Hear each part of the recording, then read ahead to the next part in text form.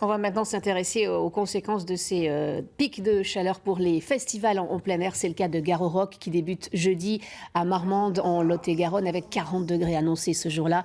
La 23e édition s'annonce comme l'une des plus chaudes du festival. Le sous-préfet de Marmande donnait une conférence de presse ce matin. Écoutez.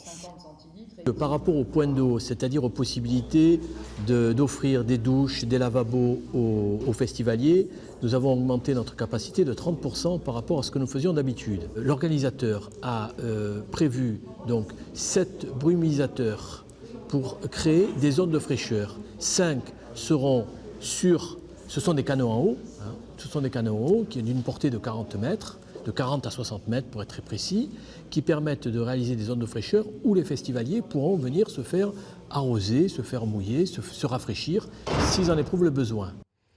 Avec nous sur ce plateau, Ludovic Labordi, bonjour. Vous êtes le directeur de ce festival, Garo Rock. On va bien sûr parler de cette programmation en fin de journal. Mais d'abord, un mot sur cette canicule annoncée. Êtes-vous inquiet ou tout est prévu, comme l'a dit le sous-préfet?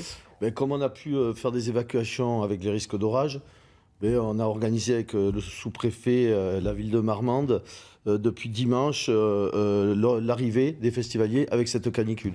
Donc on a anticipé sur plusieurs façons. Déjà, comment les faire attendre, pas au pic du soleil. Donc on a des zones de fraîcheur, ils attendront sous les arbres, sous les platanes. Rappelons combien de personnes sont attendues. On attend 155 000 personnes. Mais ce qui est génial par rapport aux autres années, c'est que on va dire que 30% des festivaliers ont déjà reçu le bracelet chez eux, parce qu'on envoie le bracelet au préalable depuis un mois. Donc ça veut dire qu'on a pratiquement doublé par rapport à l'année dernière l'envoi. Donc ça va donner une fluidité vraiment plus simple, plus rapide pour entrer sur le site.